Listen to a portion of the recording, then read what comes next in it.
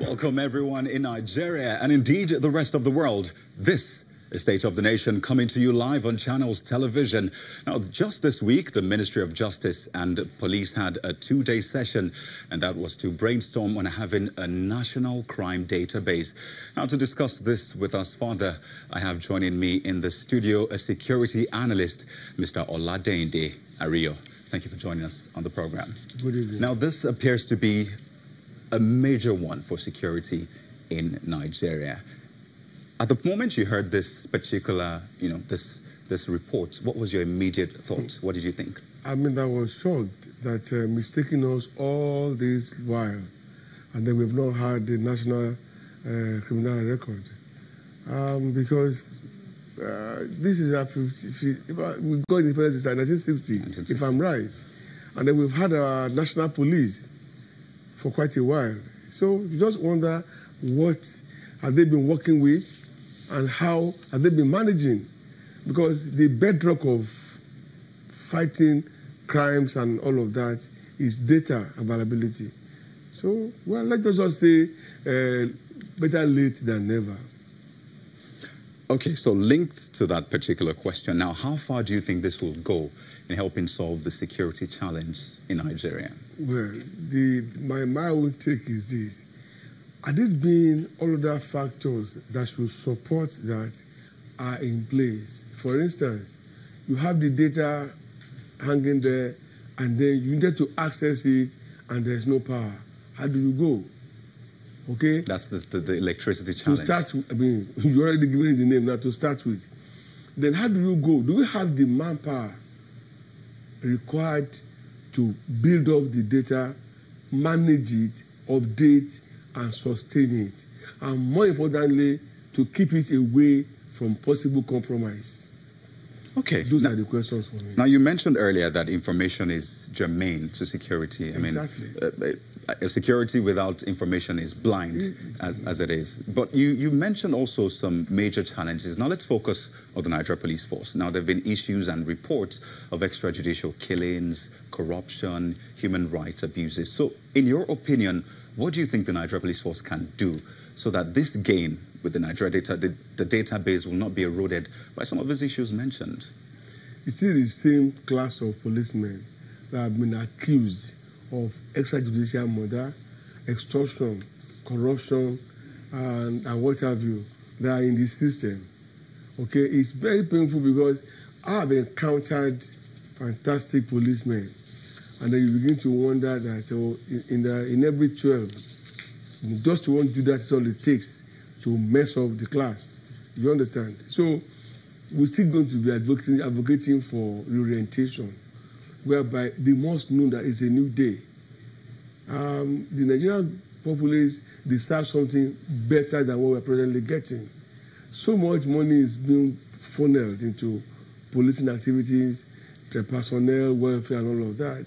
But we're not yet getting value for our money.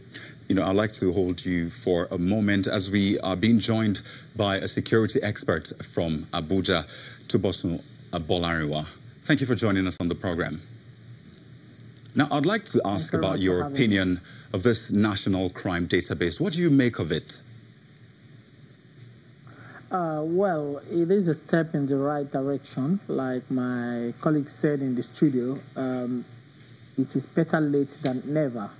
And I think we have come of age, and it is time for us to align with the rest of the world in the area of using the power of information and communication technology to fight crime, like the rest of the world are doing now.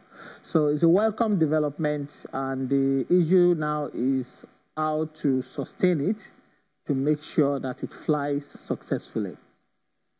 Brilliant. Now, this database also exists in the United States. It's actually called the National Crime Information Center. That's the NCIC. And it might be interesting to know that this has been in existence since 1967.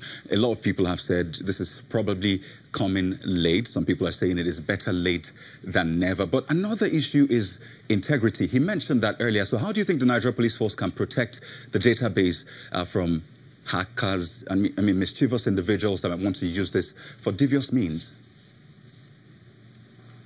Okay, one is the law guiding data be um, should be invited and imbibed in the actualization of this.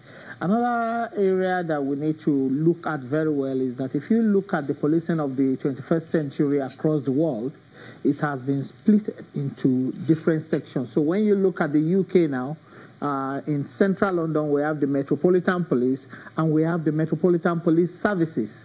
So what we need to start working on now is how to separate police force from police services.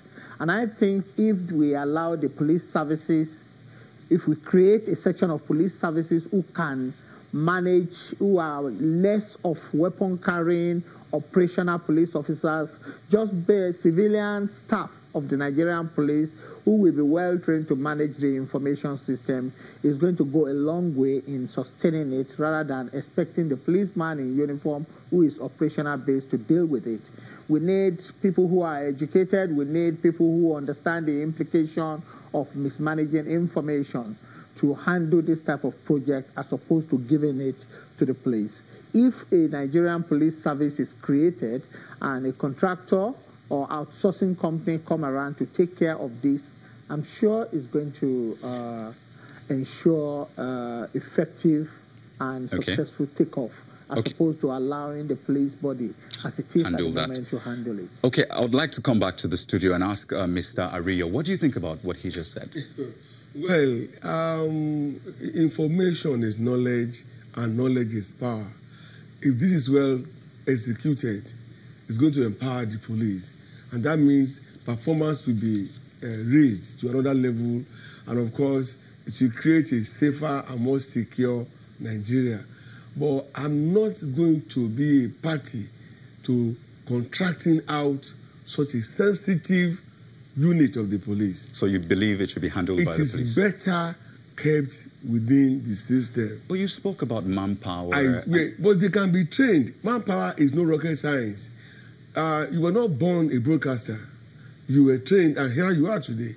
I wasn't born a security practitioner. But it took years. Yeah, of course. So can we wait for that long? We may not. When we see, again, security information is critical, and you must get it right. If you don't get it right, you get it muddled up.